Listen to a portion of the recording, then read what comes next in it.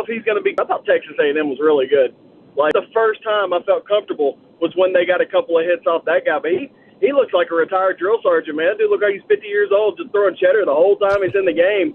Like they have some studs at Texas A&M. So I thought we beat a really, really good team last night. Yep, thanks for the call, Adam. I got another texter, Joe, that says Dave Hart also hired Barnes, so Danny White is riding some pretty good coattails over there. Yeah, how about that? That's interesting. So what Adam said there, I don't remember much of that. Like, I think my recollection of like the hire of Danny White was, damn, that's a good hire. And then the hire of Josh Heupel was, what? Right? Like that's. Well, I certainly remember our reaction to the hiring of Josh Heupel. Yeah, but what about like a week earlier or whatever? Danny White, I was like, that's a legit AD hire, right? Yeah. I mean that was. But look, that's fair. I mean, this trio of coaches. I mean, at some point we can get into this. We could do it today or another day. But this trio of coaches right now, the biggest question is still obviously the biggest sport, which is Josh Heupel in Tennessee, and can they elevate from kind of the 9-win program profile to higher than that, and that's his hire. That's a funny thing. He's done a tremendous job of raising money, and like I mean, he is really smart at that. Like they have figured out with this fan base and with these donors, they have figured out a way to just pave the streets with gold. But it still comes down to, okay, is Josh Heupel going to really work out? At some point, you need more. And also now he has a women's basketball hire that was a little bit out of left field. So that's still where Danny White's job evaluation is going to be judged more than anything. 615-737-1025, our phone number. Tennessee wins the national title last night. More of your reaction to that, your thoughts on Tony Vitello and the future of the baseball program coming up next as well. Robby and Rexrode, 102.5, 106.3, The Game.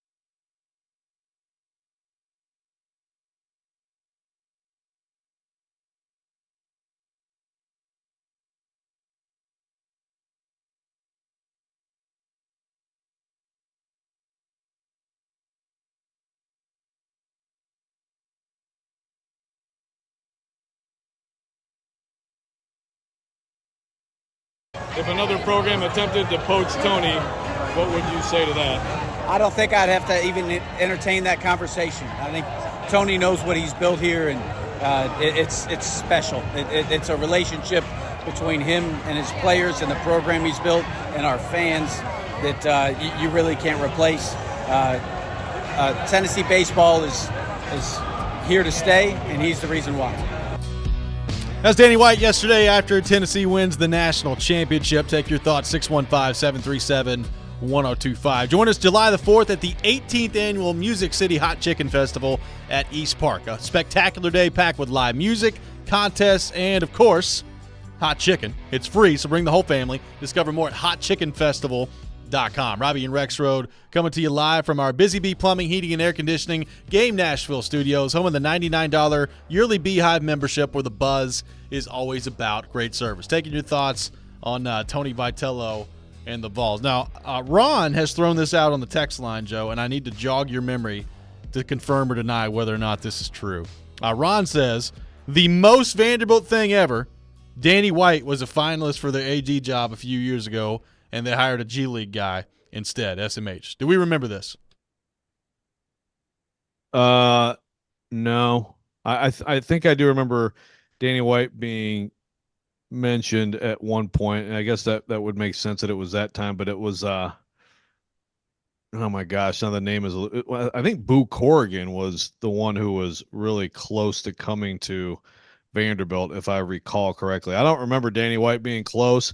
Look, I'm not going to sit here and pretend that I know every conversation behind the scenes at Vanderbilt, but I don't recall it being close with him. I do remember him being mentioned. Remember, I mean, Danny White, when he was at Buffalo as of when? I think at that time he was probably at Buffalo, so that would have been a pretty big jump for him. So, but yeah, obviously the Malcolm Turner hire did not go well for Vanderbilt. Although that's totally different topic. And someone on the text line, by the way, today was like, "What does Vanderbilt need to do to turn around in football?" I'm like, we could spend a week on that at some point in July. Okay, yes, we could. So put that aside.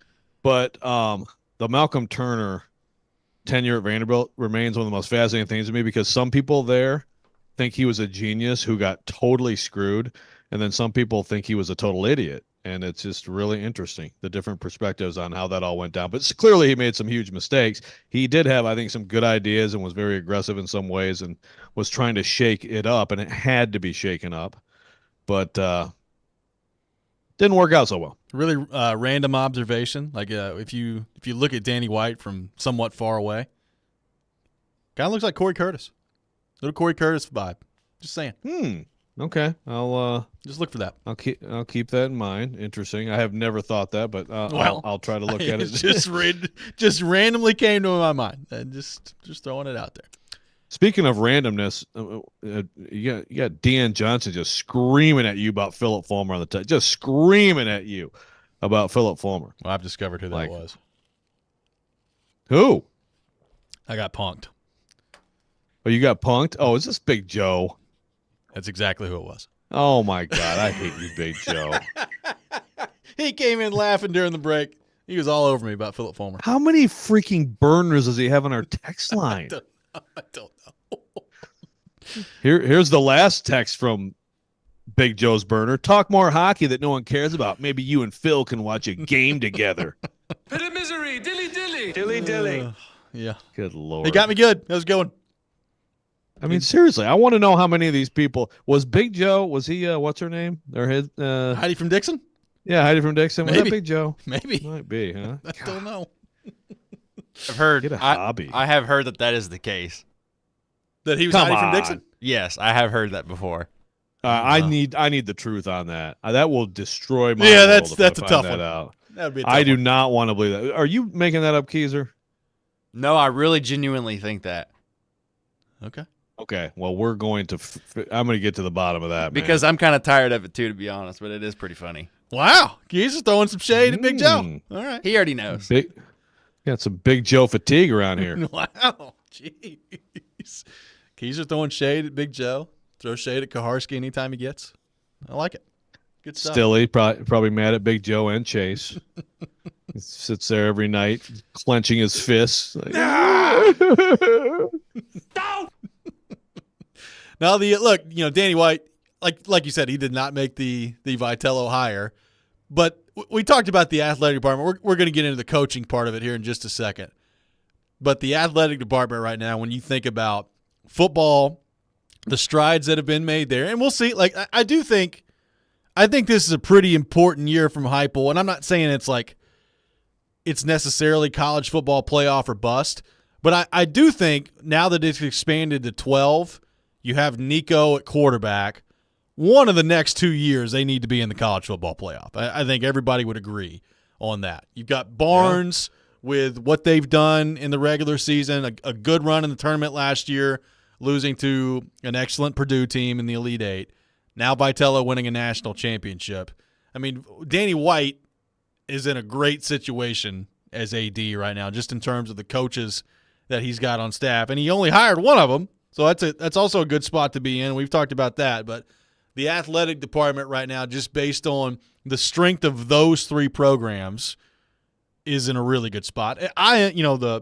The women's basketball program, like you said, it was a hire out of left field. I'm interested to see how that goes here. But Danny White I think we're going to continue to find out more about the hiring. But Heupel's a good hire. Heupel, I think, clearly is a good hire.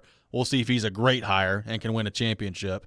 But from a fundraising standpoint, from everything you want out of an AD, it's pretty clear that Danny White's done a pretty good job. Yeah, no, he has. Now, look, we've talked about this, but he's tough. He kind of has this philosophy of I'm going to give you everything you need, and then you're going to be evaluated really strictly as a coach. This is what it is to be an AD. I think a lot of places there's not a lot of touchy feely with him. He's a CEO, and he kind of walks around like that. Like he's, even last night, he's on the field, but he's kind of separated a little bit, and he's got that CEO vibe. But if you're smart and you can figure out all the things he's done to do what he's done in terms of resources, and especially with him, when he came in, that was the reason we were definitely not down in the higher right from the start was, he has a track record of finding coaches, and Kim Caldwell is going to be a really interesting addition to that storyline. That's because Heupel has exceeded certainly our expectations, but there was, a fair amount of track record with him. Caldwell is totally different level of basketball coming in now with a different style and all that. It's going to be fascinating to see how that works out. But look, the guy has overall been a big success, and they do have things all going in the same direction. And I think last night there was some real genuine, and this matters, when your revenue coaches actually help each other, pull for each other, have good relationships. You can tell, Vitello, Barnes, Heupel, those guys, those two guys were genuinely happy for him. And I think he almost headbutted Heupel in excitement, so that was cool to see. And I like stuff like that, along with support from above Danny White, right? That stuff all means so much in terms of having college sports success. Joe, we have a development on the Heidi and Dixon front. Are you ready? Dude. Ben on the text line. Heidi from Dixon was a guy I worked with before he got arrested and fired, just FYI, hence why he never called. It's from Ben. Arrested and fired. Heidi from Dixon. Well, I'm sorry about the arrest. I hope it wasn't for anything gross. And I hope that everything's working out for Heidi. But you know what? I'm glad that Heidi is not Big Joe. I'm glad that Nick is wrong. I didn't think that was right. Because Heidi had a good run on this text line. I will say, it's been probably 3 years since we've heard from Heidi from Dixon on the text line. It was a pretty good run. If they got arrested, maybe now we know why they're not on the text line. So Ben is Heidi from Dixon incarcerated? Is that why Heidi from Dixon's on the text line? A lot of developments on the program here today. 615-737-1025 is our phone number. We'll get into the question that Kyle Tucker threw out there last night on the Tennessee trio of coaches. Could they have the best trio in the country with Heupel, Vitello, and Barnes? We'll get into that. Robby and Rexrode, 102.5, 106.3 The Game.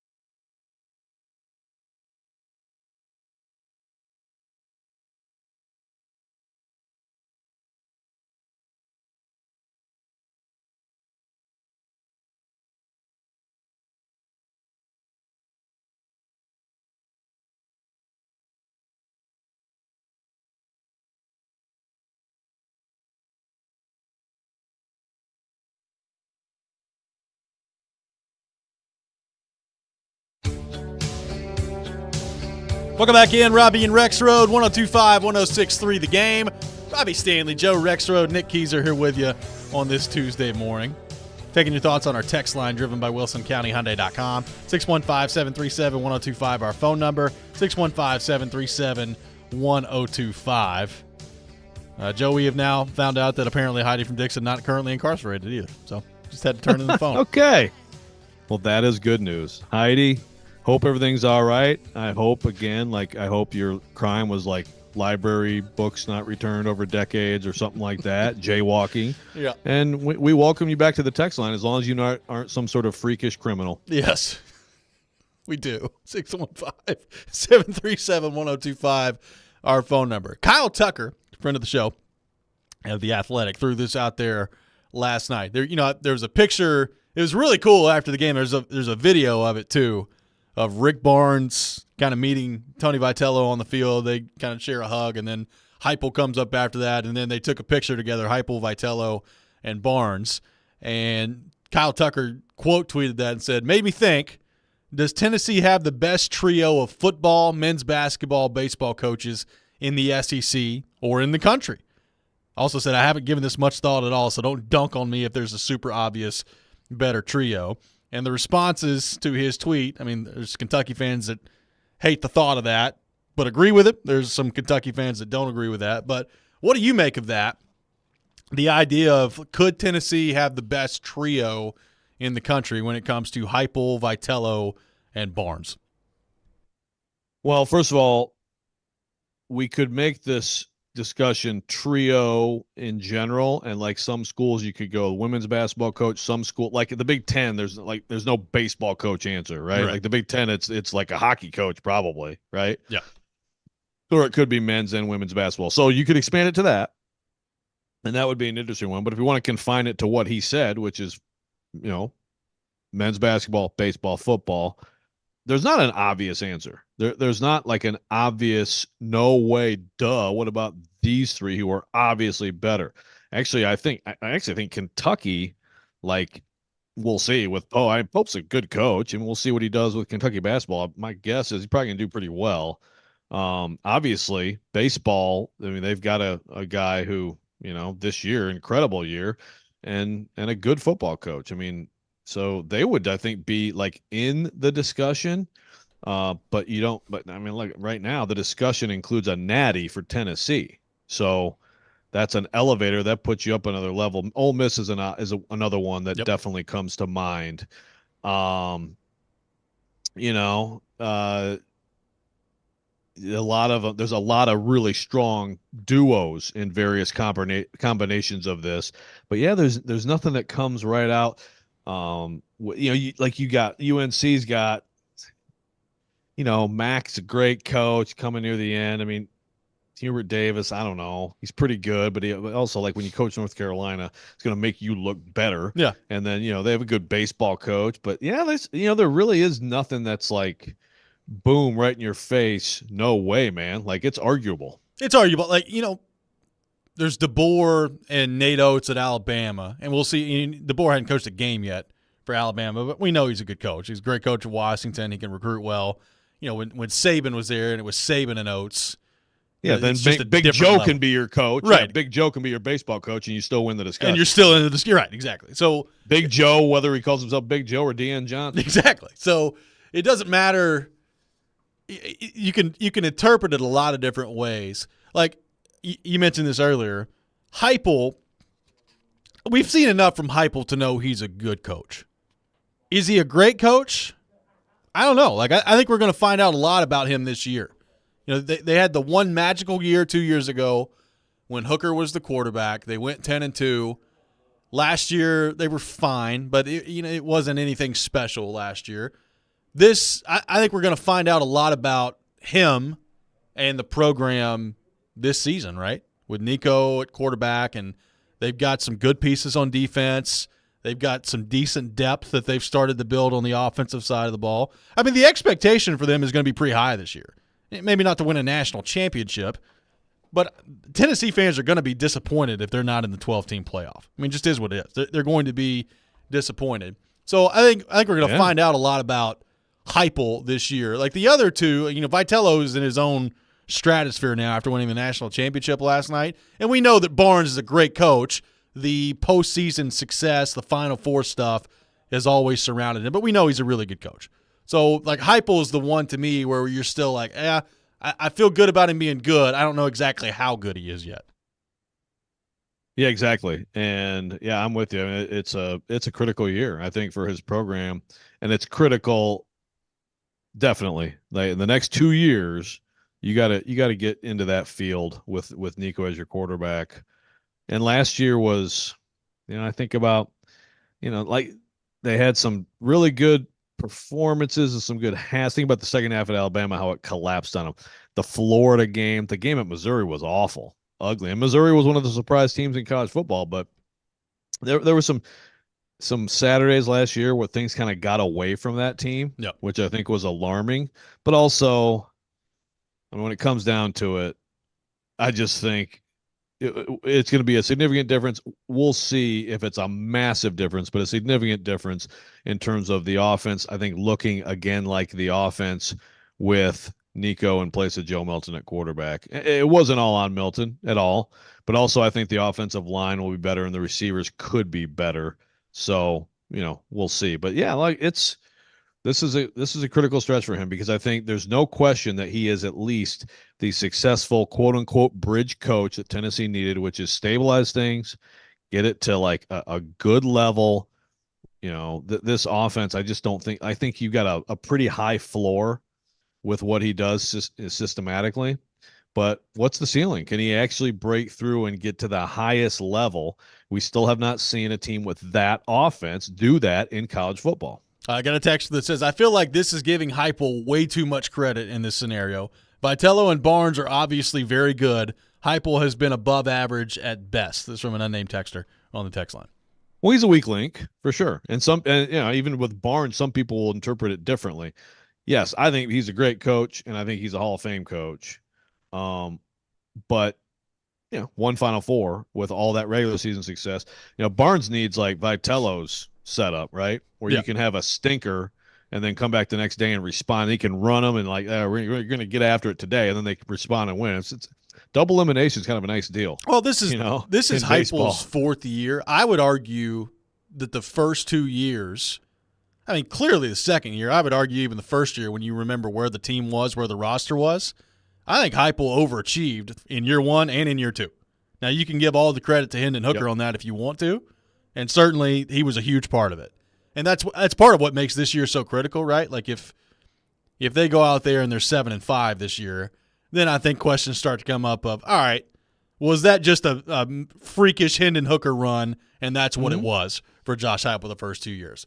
If they're good and they're 9-3 or 10-2 and they get in the college football playoff this year, then you're talking about at that point 3 pretty darn good seasons from Heupel in terms of what the expectations were heading into. I mean, it's not like they were bad last year. I wouldn't say that they exceeded expectations a year ago. Agree. They exceeded expectations 2 years and then didn't last year. But again, even in the year they exceeded expectations, like the South Carolina game is just so horrific. Now, again, I don't know. I still want to know how much Connor Stallions had to do with that. Not trying to make excuses for anybody, but like when you never ever stop meeting with that team. goober in the coffee shop somewhere, giving him all the signals. By the way, so if you want to talk about these trios, I mean, we'll see in men's hoops. It's a very good start for Lamont, but I mean, can we count Dawn Staley? We do the women's basketball thing, and then your favorite coach Goober. That's a pretty good trio. Is it? Well, actually, they just made a big-time baseball hire, too. They did. So. Yeah, they did. You probably would take him out of it. You go baseball in the 2 hoops. Tennessee doesn't play them this year. Part. It's kind of disappointing. Yeah, it is very. Real quick, Joey Garrison, buddy of mine, used to work in the Tennessee and covers the White House for the USA Today. Huge Vandy guy. Vandy grad says, seems like an MLB team should go after Vitello. Although I'm not sure I've seen a college manager go straight to being an MLB manager. Okay, MLB. Someone pointed out to him, given 162 opportunities in a season, how many times he would get ejected from the baseball game? And how about the 162 post-game pressers and all the fun that could be had? Someone pointed out to him that Dick Hauser went from Florida State in 1979 to the Yankees in 1980. Okay. I don't know that I see Vitello also in the suggested MLB. he go. I don't either. I think he is absolutely perfectly suited to be a college baseball coach. But hey, Vandy fans, I appreciate the the thought, trying to get rid of this guy.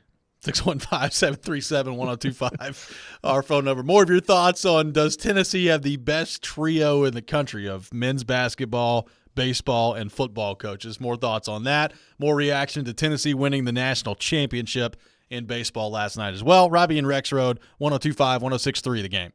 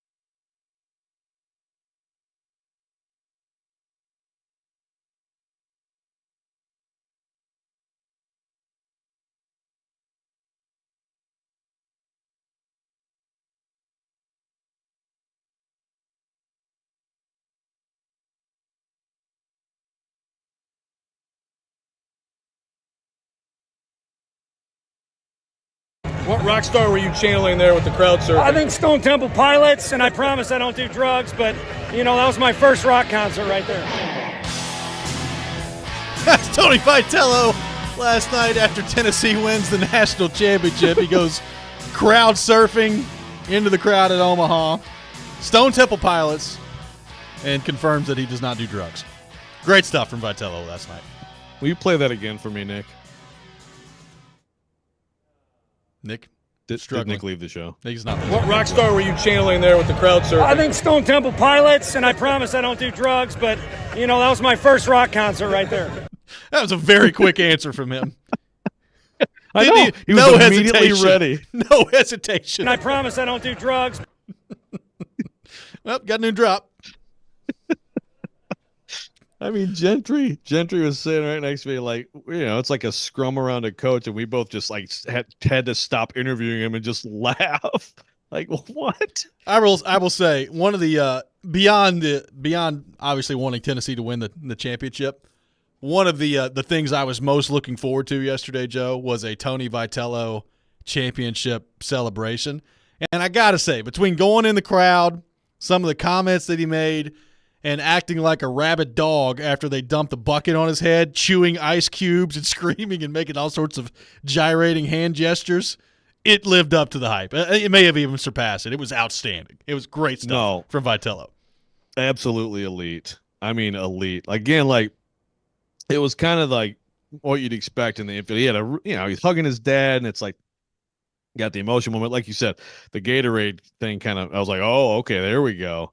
The saying, profanity as he realizes he's on the base field. Like some of that stuff was good. But then a lot of it was just like hugging people and, Barnes and hype. But then when he all of a sudden just broke for the outfield, I'm still mad I didn't have my camera ready for that. I was like, what is he doing? He vaults. So if people haven't seen the video, ESPN got a great video. Vaults over the tarp into the crowd. So it's like, again, it's like Jack Black in School of Rock at the beginning, except the people actually catch him, instead of him hitting the ground. And then, like Nick said, then he's like fake punching people. I mean, it was, absolutely. And then he's just ready. Of course, I'm going to ask him what rock star, and he's just ready. Yep, Scott Weiland and Stone Temple Pilots, baby. Oh, okay. And I promise I don't do drugs. Oh, God. It was fantastic. I mean, even, once they finally got to the post-game press conference last night, the waiter comments of the fake voice and all this, like, you never know what that dude is going to say. Which, again, look, in all seriousness, I can see, like, if you're a team if you're not a Tennessee fan and you're like up against Vitello, like, I could see why you would hate it. Like, there's no doubt about it. I could see why you wouldn't like him, but man, is he funny. He's hilarious. And it was some great stuff last night in the championship celebration. Yeah, I can see too, but like, even if you're a Vanderbilt fan right now, like, again, like Joey's out here like, hey, any MLB team's gonna please take him away. Like, wouldn't you say your perspective on him has changed a little bit? Again, 2 years ago, I think it was just like, he's getting bumping umps and he's getting kicked out. And that team was so like intense and so trash talky, right? Like, don't you have a little bit different perspective on him now? I mean yes, but I mean, like, it was like 2 games ago where he was in the middle of the dugout just throwing dirt and screaming at the umpire. 2 games ago. No question. No question. But I think like I don't know. I think if you're there for all the stuff he says, right? It's like there is a lot of like respect for opponents and talking about the things that really do matter in sports, and and then of course just the hilarious stuff, the Yogi Berra, modern day Yogi Berra, type vibe. I don't know. It just seems like maybe he would be a little less hated out there, but maybe not. He's now untouchable with a natty. Should they go statue? Tennessee fans are all over that. They're like, they want a statue right now for Tony Vitello. It's like, let's wait a little while. I hate statues for coaches that are coaching currently. I know. I hate that idea. Like when Bama did that with Saban, I know. I was like, that's just weird to me. So I don't know. I would say no. Just give it some time. Right. He'll retire at some point. But your takeaway from everything that's around him right now is nothing for Tennessee fans to worry about in terms of somebody coming in and swooping him away. I mean, like you said earlier, it's a disclaimer you have to have at all times. Never say never in this sport. Look, I asked Danny White about it last night. and he was sort of like, I mean, he's talking about loyalty with him and the fans and what he's built and everything. I'm like, that's all true and great, but like, you are paying him, right? I mean, I think Danny White understands that he will. He just didn't want to make any declaration. I was trying to get to a declaration, right? Just end it, but he didn't do it. Jimmy Sexton's out there. He's a Tennessee guy, but also I saw that big hug between Jimmy Sexton and Tony Vitello. Like, it's like, it's pretty obvious. Then Tony Vitello's talking about loyalty. I mean, Danny White's got to make sure that doesn't happen. I don't know that there's anybody right now. Like, is Texas coming after him? People seem to think they're coming after the other guy who coached last night. Yep. So never say never, but it's hard for me to imagine, one, that he wants to actually leave because it's obviously a fantastic situation. He does need to be compensated and have whatever he needs to have to continue to succeed. It's hard for me to imagine that Danny White would do anything but what he wants right now. Yeah, and look, yesterday it's a fascinating game. I mean, Hunter Ensley has become from running into the wall in the outfield and from the slide yesterday. It's a pretty legendary tournament for Ensley, just in terms of two memorable plays that people are going to talk about for a long time. The slide ends up being the game winner yesterday, but Tennessee holds on. They get the win. And we talked about it throughout the show today. Like the fan base, pretty clearly, like people were bought in, even if they're like not the biggest baseball fan. If you're a Tennessee fan, people are bought into this. And now you've broken through. It's been a while since you've broken through and won a national championship in a major sport. And you could see it even this morning. Like Tennessee fans are basically having a victory parade on social media right now, and they should. Like it's a great time for the fan base. And we talked about it from Vitello specifically. He was already, like a folk hero at Tennessee. But this does, when you win and you're able to break through and win a championship, it does change things. It's an elevator for you, and beyond the contract stuff and all that stuff that's coming with him probably from a financial standpoint. I mean, you can now talk about him being maybe the best coach in college baseball. And when you punch your ticket and you win the title, it's a game changer for him and for this program.